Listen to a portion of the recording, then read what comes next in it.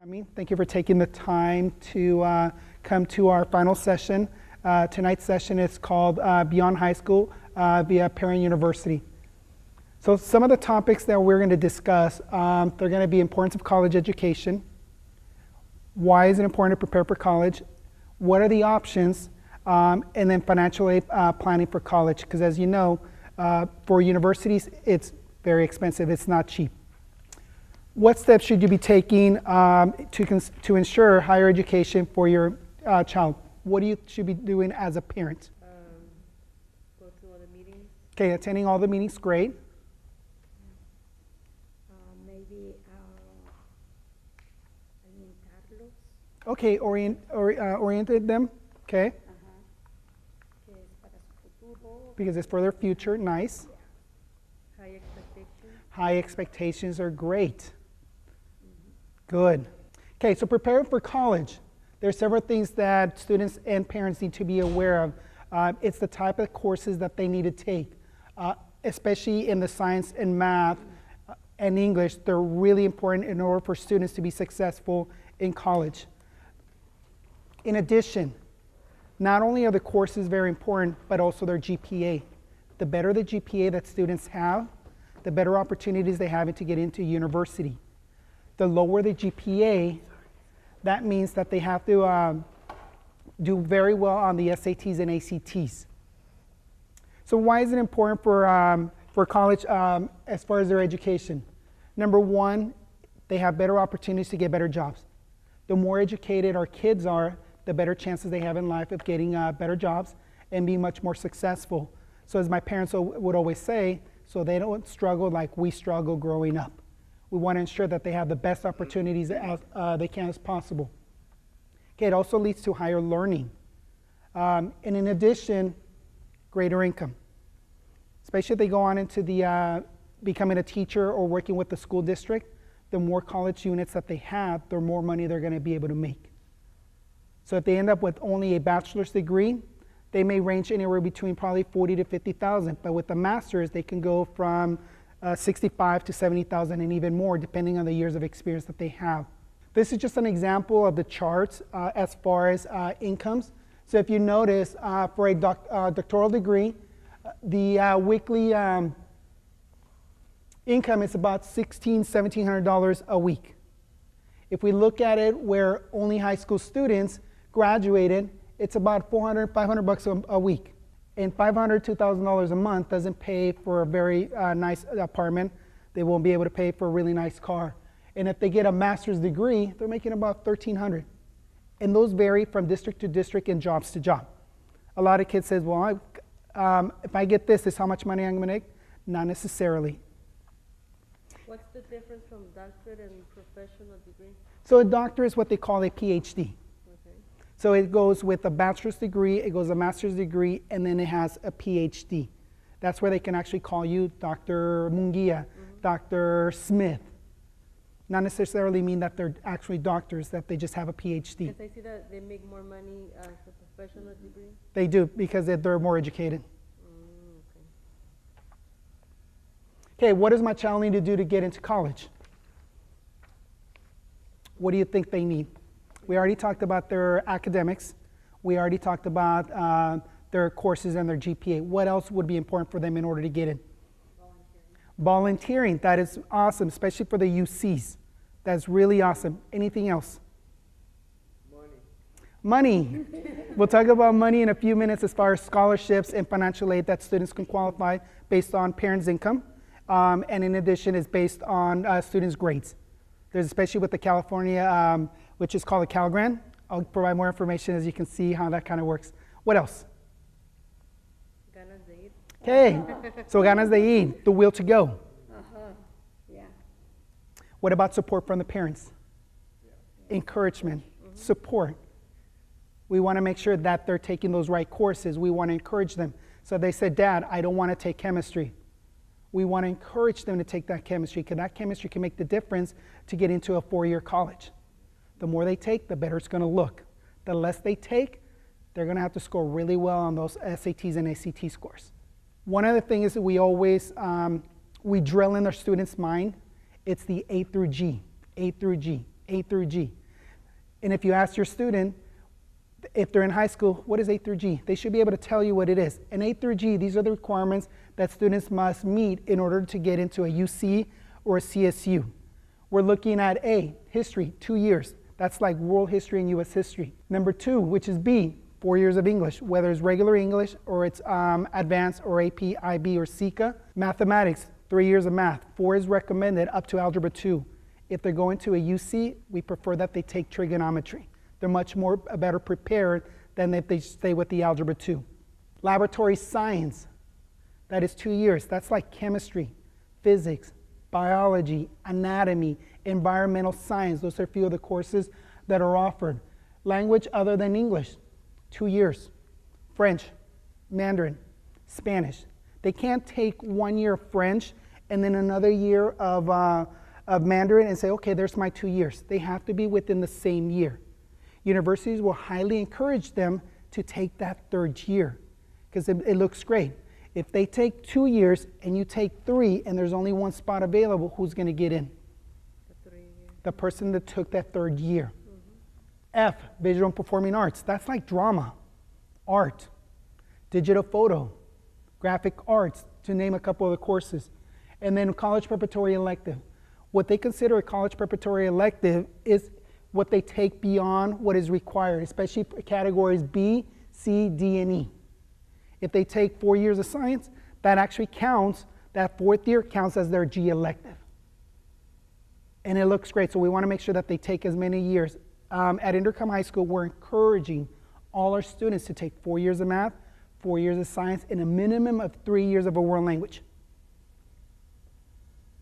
And a lot of the kids goes, why? Those students that take more math, more science, they do better on their placement test. Those students that take it up to their junior year of math or a science, they have a tendency to score low. So now they're taking remedial classes. We don't want our students to take remedial classes right into college. We want to make sure that they're very well prepared and they're taking those English 300 courses. I have a question. Yes. What if a student has, like, let's say, Spanish for native speakers? Does his counselor said that that's worth for 2 years of Spanish? Yes. If he wants to go to the university, he has to take a 2nd year of Spanish? Or? No, so if that counts as 2 years, we would encourage them, if the school offers the native speakers 2, have them take the native speakers 2. Okay.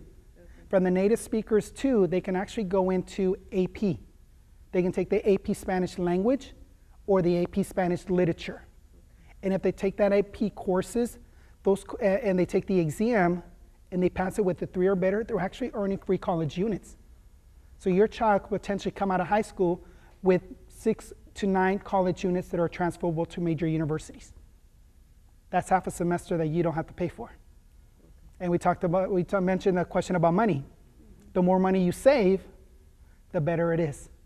Okay, getting students involved, as you mentioned, with community service. It is very important, especially for the UCs. Not only is community service going to be important, but they're going to start requesting letters of recommendation. With the new system in place, they would have to get a letter of recommendation, whether it's from a teacher or a counselor or somebody in the community. Leadership positions. It's very important, whether they're part of Link Crew, whether they're part of leadership and they're ASB president. That's going to be really important for them as well. Sports. If they play sports, they're going to be able to put that on their application that they played a varsity soccer for 2 years or cheerleading for 3 years. They can put on there. They just have to know how many hours they did a week for how many weeks. And they have to be able to document it. Same thing with the community service. If they're doing volunteer work to begin with, at the end of every 6 months, I would recommend that you ask, or your child asks, the company that they're volunteering for a letter that says, Johnny Smith volunteered at the Boys and Girls Club for 24 hours during the period of January 1st through June 1st. That is documentation. Another component for students to get into major universities is exams. They have to take exams. The higher the GPA is, the lower their scores could be for the SATs and ACTs. So for example, Natomas Unified School District, for all sophomores, they pay for the PSAT. So students take it for free.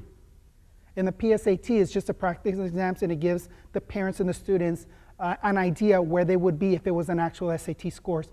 But it also allows them to, and the parents to see where are their weaknesses. Where are they struggling so they can get additional support. And in addition, if they do well, they can qualify for a scholarship through the PSAT.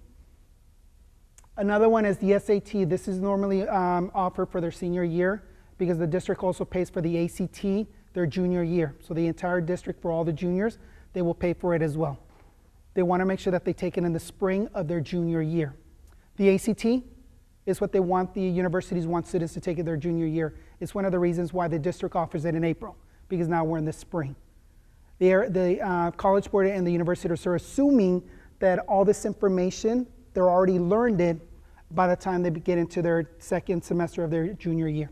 And then the subject test, what it is if a student wants to challenge a specific subject. So let's say your child struggled in U.S. history because of a medical reason. The child can take the subject test for U.S. history and challenge it. And if they score well, they can present those scores to the universities. And then EAP, the Early Assessment Program, it was also developed to provide California high school seniors an early signal to opportunities to enter, and they just take an exam to see where they're at. Okay, prepare for college now. Parents should ensure that their children develop the good study habits. That means that when they get home, they have a quiet place to study, that they're making sure that they're doing their homework, that they don't take a power nap for 3 hours. Because we have students that will go to the library and they will take a power nap for 3 hours. It's like, whoa, no. It's supposed to be 20 to 30 minutes and then get refreshed and then continue working on there. Take the appropriate classes. We talked about A through G. We have a lot of our seniors right now, both here at Natomas High and Indercom High School, and I'm pretty sure that Leroy Green will have the same issue, is that kids will tell us, I don't want to go to 4-year. So they don't take the classes until their senior year, and then all of a sudden it's like, well, I decided I'm going to Sac State. Now our jaw drops like, okay, now we got to figure out how to work their schedule around so they meet the A through G. Sometimes we can get very creative where we double up on a science, and then we figure out what to do with the math. But if they wait till their last semester of their senior year, it's going to be very unlikely that they're going to end up in a 4-year. They'll go straight to a community college and then do a transfer program. Seek help if needed. Always have your child talk to their teachers first. They always come to us as the counselors and say, hey, what can I do? Okay, number 1, did you speak to your instructors already? No, that'd be a great place to start. Number 2, if you don't get any help, let us know, we'll get involved. Bring your parents, we'll set up a meeting with all your teachers and see what we can do to get you going in the right direction. The biggest one is take those college tours. They're free. Contact Sac State, take that college tour for free. See what the school is like, see if the student likes the environment. If they don't like the environment, they don't feel safe, comfortable, why go to Sac State? But also check that they offer the major that they want to study. So if they don't offer kinesiology, maybe they shouldn't go to Sac State, but they do offer it there. Any questions about this slide? Oh, I'm looking all the way around. My child is prepared for college, now what? Okay, so this is how the options as far as what the path that students take.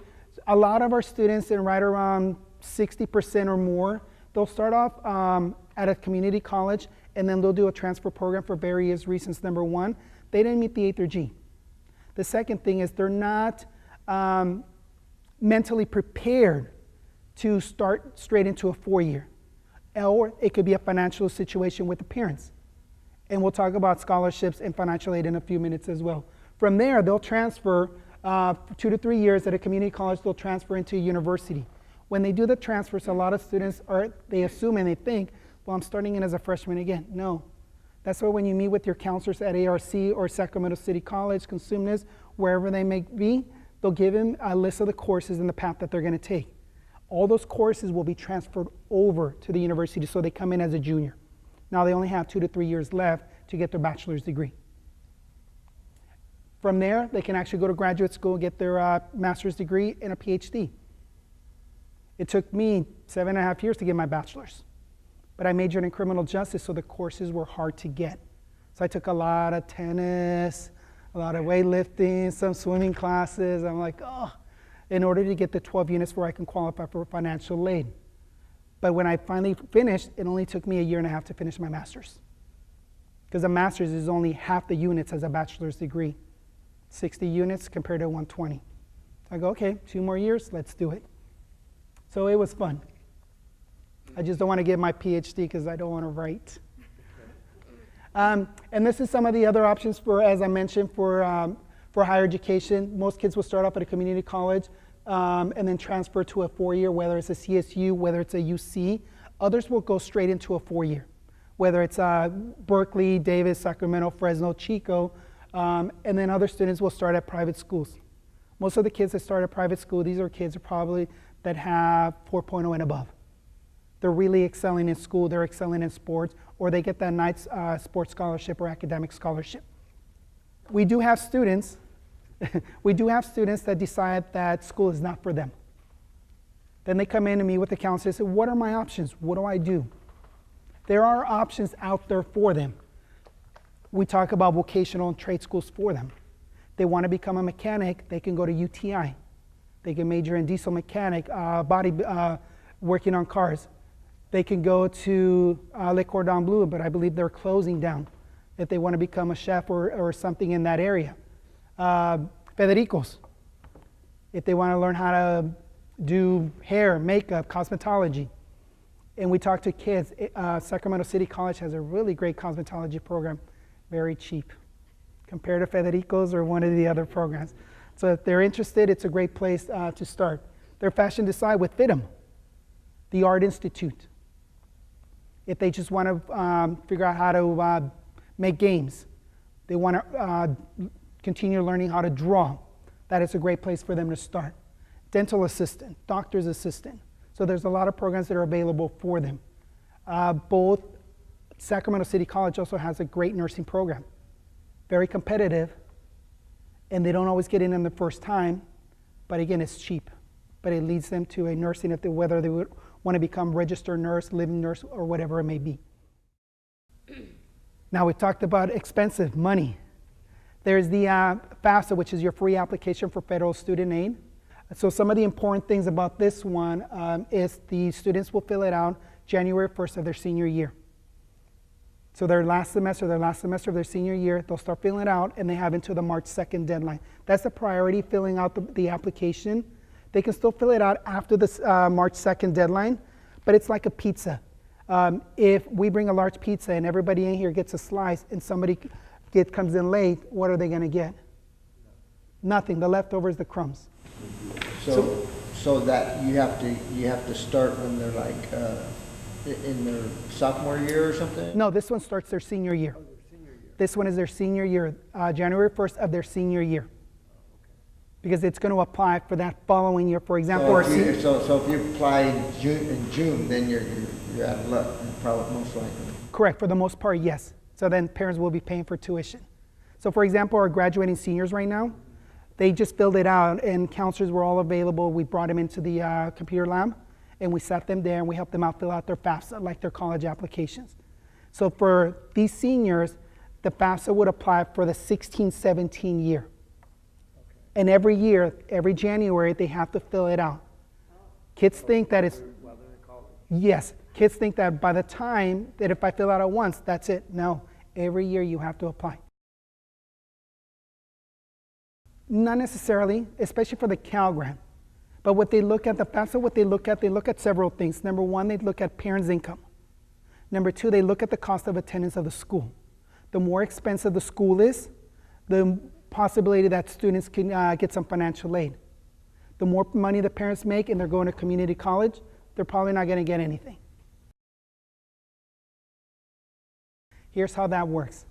So if you apply for FAFSA and you also apply for private scholarships through the school, what they do is whatever money you got from the scholarship, if you have excessive money for the FAFSA, they start taking it away from the FAFSA. Because they don't want to give you $3,000 plus $12,000. So that's too much money. Because they're going to pay, the FAFSA is going to pay for tuition. Then whatever is left, not including the Cal Grant, goes directly to the student. So the way that works is, let's say you got a FAFSA and Cal Grant for a total of $15,000. Tuition costs $12,000 for the full year. Now you have $3,000 left. If it's in semesters, they'll divide that $3,000 into the first semester and they'll give you a check for $3,000. That pays for your textbooks or whatever you need. Then the second semester, because your tuition is already paid for, that's other $1,500 will go for that second semester. Does that make sense? And if there's any private scholarships, they will apply to that as well. If she's living on the campus the next year she applies, and we refuse to give her any of our money, they still take our money into account? But why? They have several reasons. The way they look at it is in order for students not to provide parents information, several things need to happen. Number one, they have to be a foster youth.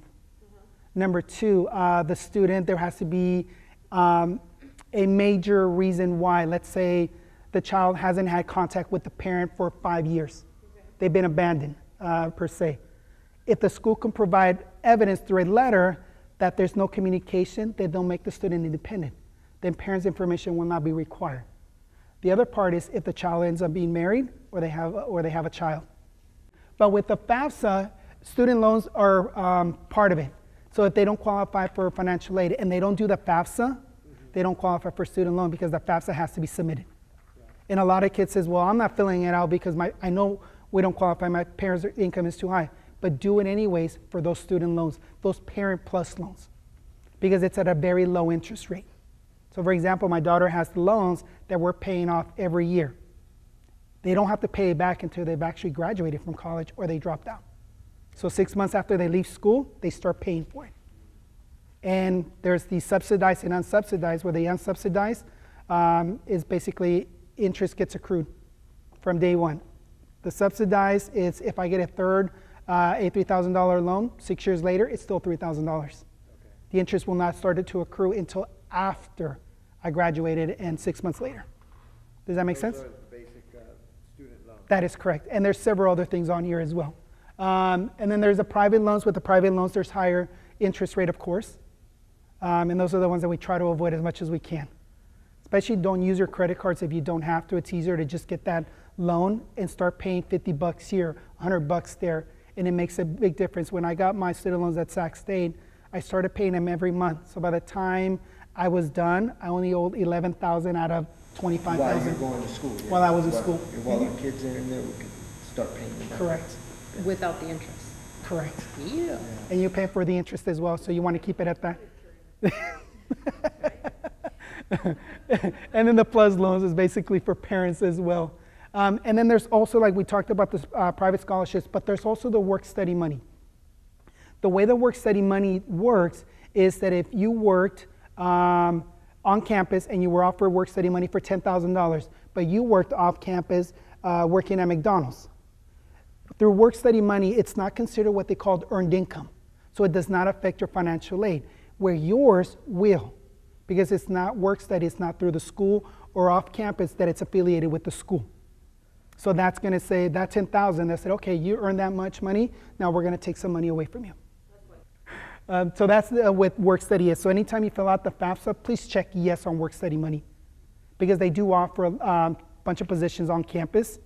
And a lot of the times, if you go talk to them, they say, you know what, the pub is offering a position right now, go. They'll put a recommendation in there for you. Okay, is the students undocumented, can they go to college? Yes, they can. Especially now with the California DREAM Act and AB 540. So on all undocumented students, as long as they meet a specific criteria, they can go on to a 4-year and pay regular tuition like everybody else. So instead of paying out-of-state tuition, that could be 3, 4, 5, 6 times more than a regular student, they'll be paying $6,000 like anybody else at Sac State, $12,000, whatever it may be at UC Davis. Okay, with AB 540, which was this is the law that was put into place on October 12th of 2001, and what it is, it again allows, if they meet specific criteria, to pay in-state tuition. Unless they've only been here for maybe 1 or 2 years, then they may not qualify for that. They have to have graduated from a California school system. For those students that are undocumented, if they go on to the California DREAM Act, which is csac.ca.gov, and then go under where it says California Dream Act, they can actually pay for, fill out their application. And what happens is they can also qualify for grants and scholarships as well. Where in the past, prior to 2011, you were out of luck, parents would have to pay for it. Now everybody gets an opportunity to go to school and pay the same price. Okay, AB 130 was signed in July. This is for undocumented students that have access to over $88 million for university scholarships. They could also qualify for a Cal Grant as well. The question is, who is the student's primary teacher? You as a parent. We support you to making sure that they're taking everything that they can to be successful. And that's one of the reasons why we meet with parents a lot. The other thing is going to college takes planning. You got to start planning as early as middle school or even as elementary. So if your child says, I want to become a doctor, great. What can we do to support them? I hear a lot of parents in my office when my kid goes, I want to go to cosmetology. No, you're going to go to law school, but I don't want to do law school. I want to do cosmetology. So we want to make sure that we support our kids as best as we can on there. And then the other part is making sure that we adopt a general strategy and become aware of the resources that are available. The library, whether it's here in South Natomas or North Natomas, they have an SAT course that students can take that can help them prep for the SAT. We also provide them with study booklets that they can use to review and study. Same thing with the PSAT. They have books and books on the PSATs, SATs that they can study a lot. And then meet with the counselor, child's counselor and teacher, and inform them of their goals. With the new system with Infinite Campus, we're going to be able to do that. We're going to be able to plan 6 years of their of school, middle school and high school. So every year as a parent, you'll have access to that tool pretty soon. You can look at it and see, okay, is my child on the right track? Okay, my child took Algebra 1, now they're going to Algebra 2, or in this case, Integrated Math Level 1, Integrated Math Level 2, Algebra 2, Trigonometry, Calculus, and so forth. So we want to make sure that they're doing everything, especially with their volunteer work. We want to start them in 9th grade, not wait till their junior and senior year on that. Okay, all students have the potential to attend college, and I said it starts now. We don't want to wait till the last minute to get them started and plan for them. There's a lot of options for them, whether they want to go to community college, four-year college, whether they want to go into vocational, technical, or trade schools, and then make sure that they're taking the right classes to get into college. Don't wait until their senior year, like some of my seniors right now, and says, hey, I want to go to Sac State, but I'm missing chemistry and I'm missing biology. Oh, double up on science. But I'm only taking Algebra 1 right now. Oh, now we're in trouble because we can't double up on math. It's pretty difficult. And then strategies to reach the goals for college education is academic preparation, economic preparation. One of the things that I started with my youngest daughter, because I didn't think about it until it was too late, I started an account for my daughter that every month between me and my wife will put in $200.